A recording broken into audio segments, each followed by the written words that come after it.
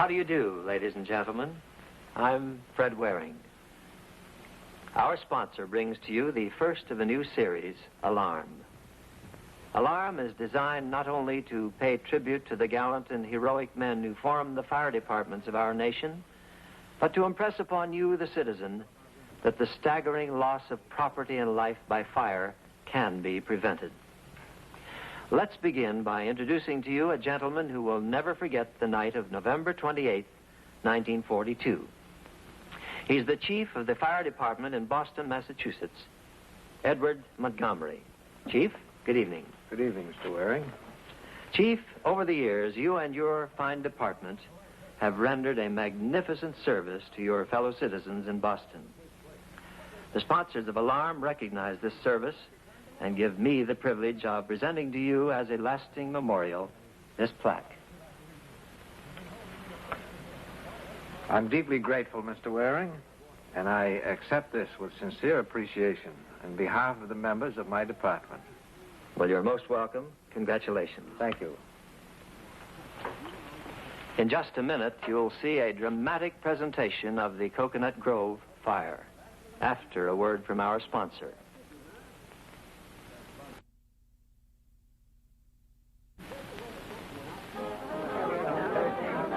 It was a gay evening at the Coconut Grove.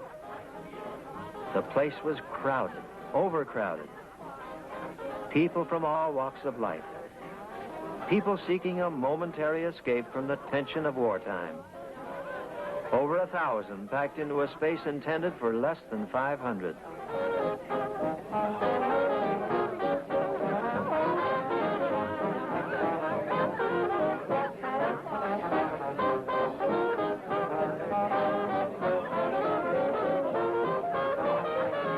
Stuart Manning, the former stage star, was in the Grove that night. Manning had suddenly found himself blessed with a second chance, a new life, a new career. Ladies and gentlemen, the man who jumps from Boston to Hollywood in one giant step, our new star, Stuart Manning. Thank you, Sammy. Thank you very much. He was celebrating that second chance, celebrating his return to the theater after several years of idleness. It was arranged by his agent, Sammy Fox, and began the night before in Fox's hotel suite. Opening night. They kill me. Can't sleep for a week before and a week after. The critics will put us out of our misery any minute now. Critics? What are critics? Like I told you, you're in. You're back in business. And what are you sitting up for? Why don't you go to bed? Before I see the reviews, you out of your mind? Maybe. How about some more coffee? No, thanks. We must have had a gallon already. Yeah, me too. A couple of years ago, I'd have had a few drinks under my belt. Kind of proud of yourself, huh? Found out you could take it or leave it alone. I found out I could leave it alone. Oh, there you are. Yeah.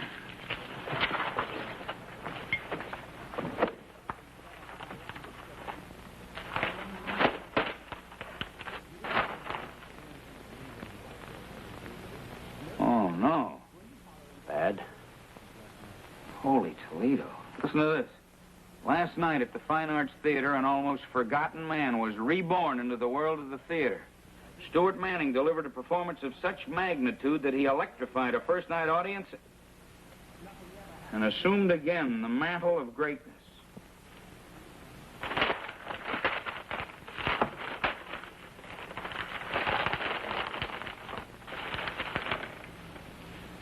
A forgotten man was reborn. They're all alike. They're rave. Oh, I knew you'd do it. I knew you'd kill him. I just had to find the right spot for you. I won't let you down this time. I'm sure you won't. A lot of guys will learn the hard way. Oh, this is only the beginning. The new Stuart Manning. I'm going to give you the real treatment. And don't forget, I'm the guy that didn't think you were washed up. I won't forget, Sammy. I'll start it off tomorrow night with a real spread. I'll throw a little party for you at the Coconut Grove. How about that?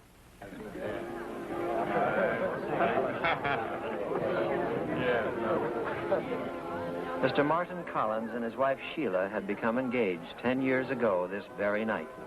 But theirs was not an anniversary celebration. Only a few hours before, they were in the chambers of a judge of a divorce court. I don't want a divorce. And how about you, Mrs. Collins? Can you honestly say that you want a divorce? I can't see any other solution to our problem. There's no doubt in your mind? You don't seem very positive. I just want to get this awful thing over with. A decision of this nature is much too important to be made in haste. My lawyer and I have been over this many times. Sometimes it's better for a woman to listen to her heart rather than her lawyer. Oh, excuse me. Yes? I think so. Yes, I'll step out. Will you excuse me for a few moments?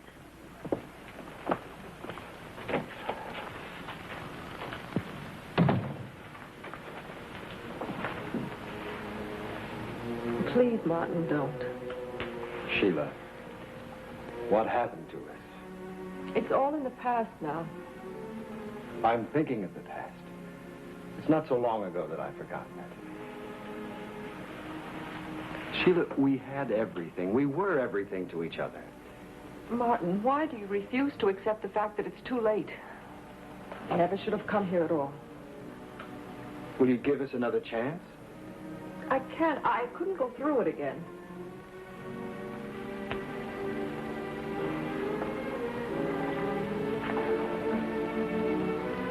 I realize how I neglected you. How I devoted too much time to business. Will you give me a chance to make it up to you? Please, Martin. Sheila, let's try something. Let's try to go back to that night 10 years ago when I asked you to marry me. Will you have dinner with me at the Coconut Grove?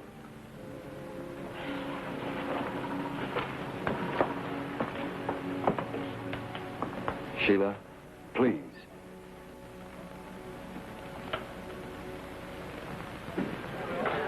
Would you like to dance? If you would.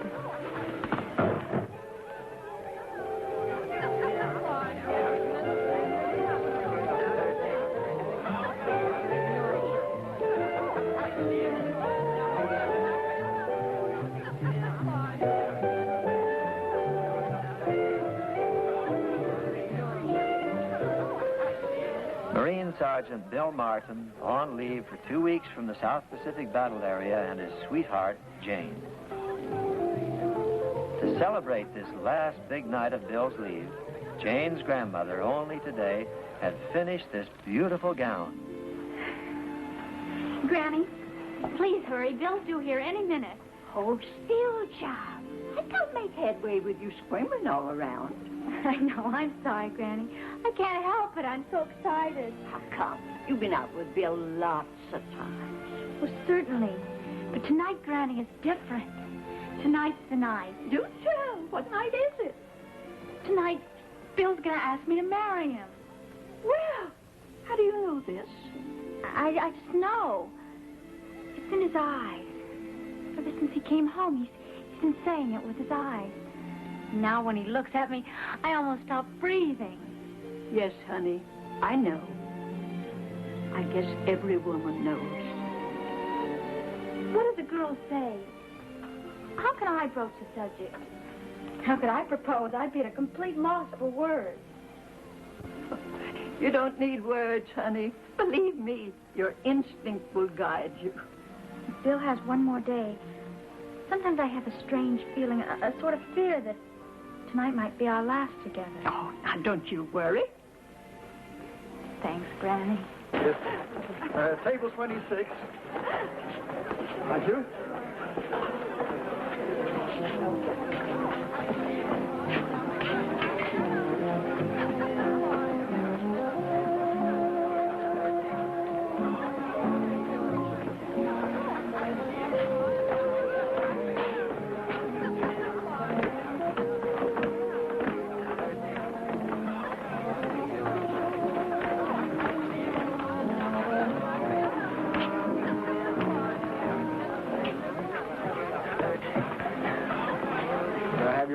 Sir? Jane? I like ginger ale. And I'll have a ginger ale, too. 2 ginger ales. Right? Hey, you got it bad.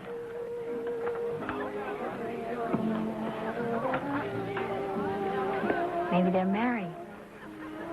Yeah. I slipped the captain a couple of bucks to get us a table upstairs. I'm not crazy about this Melody Lounge. Are you? I don't care where I am, as long as I'm with you. Must you go back? I sure don't want to. Especially now. Now? Yeah. Now that we know. Now that we know what, Bill? Well, I mean, now that I know what I want. What do you want, Bill? Oh, you know, Janie. Do I? Maybe. But why don't you tell me? Yeah. Only a couple more days. And back to Marine Corps. You here.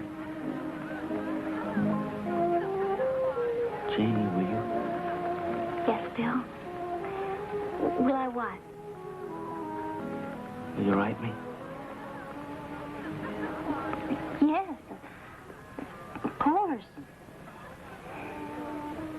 Janie, darling, will you? Yes. The captain has your table ready now, sir. I'll send your order to your table upstairs. Thank you.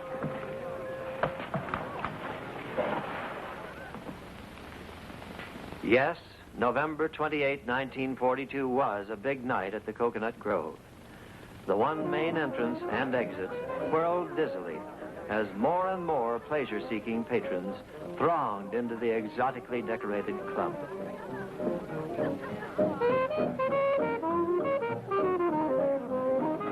Martin, it's so crowded, I feel as though I was suffocating. Do you mind if we leave? No, of course not, if you want to.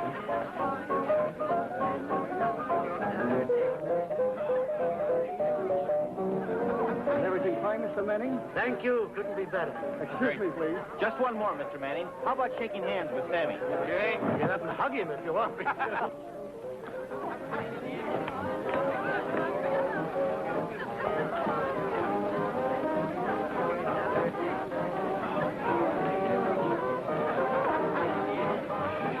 10 o'clock. Every hour on the hour. Just like Old Faithful. I've been checking on you. This dim romantic lighting this girl has to paint from memory. Oh.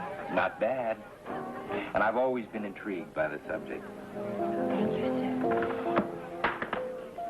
My lipstick. Sorry, I'll get it.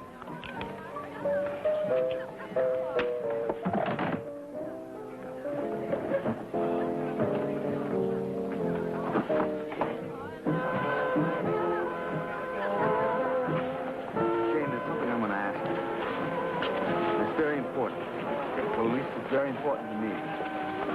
Then it's important to me, too.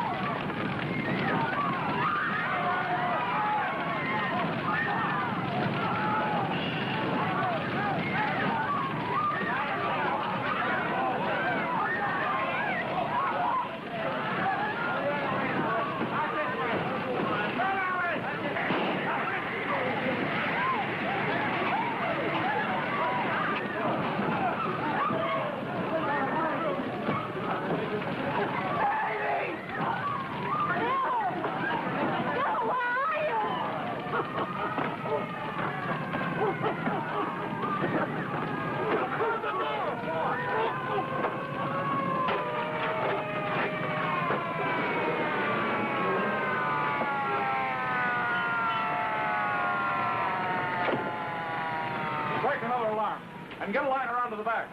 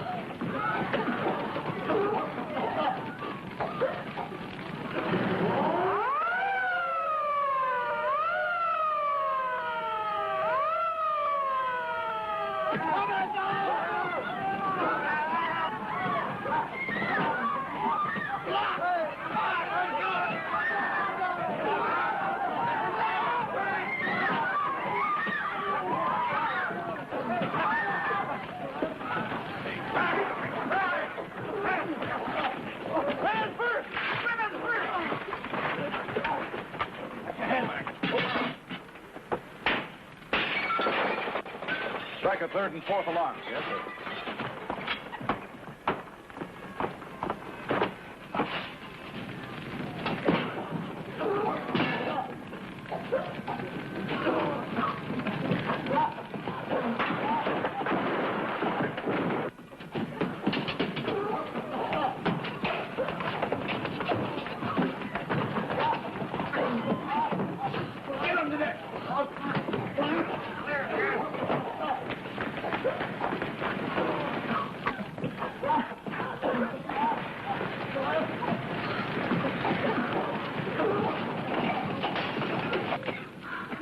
Darling, it can't end like this.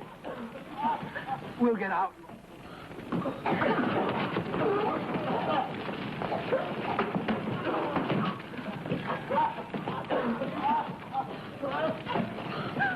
Help!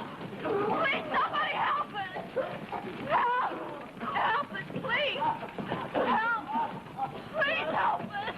Please help us! Somebody, please help us!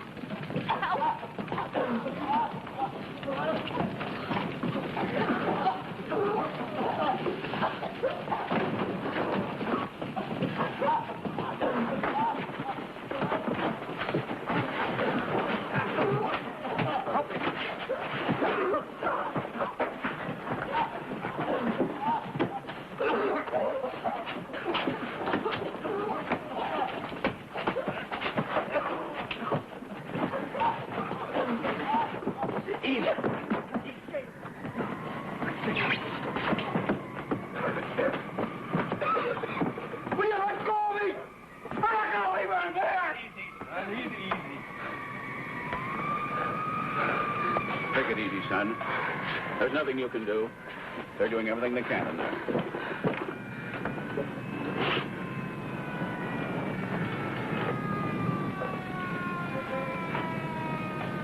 Jane.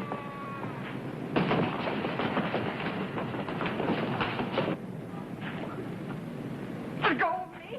Let me go back! Janie! Janie! Oh, honey. Yeah.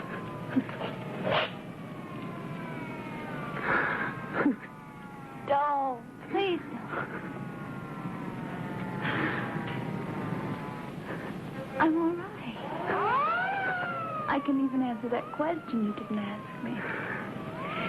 It's yes. Darling, it's always been yes.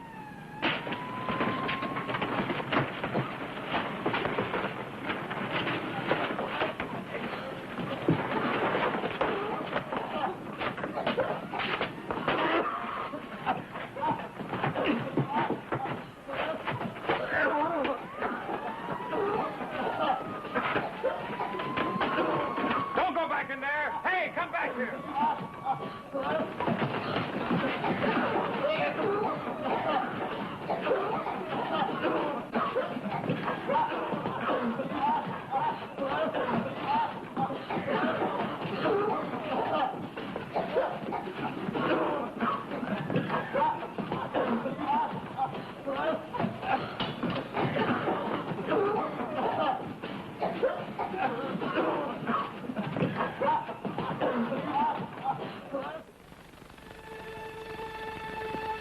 was nice of you to visit me, though I don't recall ever having seen you before. Well, you've never seen me before, Mr. Manning, but you saw Jane last night. You carried me out of the grove. I revived just a bit as you passed me through the window, and I recognized you. I'll never be able to thank you enough, sir. I'll always remember you, Mr. Manning. Oh, thanks. I guess my number wasn't up last night either. A fireman carried me out just in time. You kids married? Well, no, sir. Not yet, but we will be. Tomorrow? Tomorrow, honey. Well, congratulations. May I come in? Hello, Sammy. How are you? Say, Sammy, I'd like you to meet Mr. and Mrs. Bill Martin. Well, they will be tomorrow. Hi, I'm Sergeant. How do you do, sir? Nice to meet you, Mrs. Jane. Jane. Well, I see you were at the Grove last night, too, huh? Yes. And if it wasn't for Mr. Manning, I wouldn't be here now. Me, too. You take it easy now, huh? Don't you worry, Sammy. I'll make that Broadway opening. Sure you will. Believe me, you'll never top the performance you gave last night.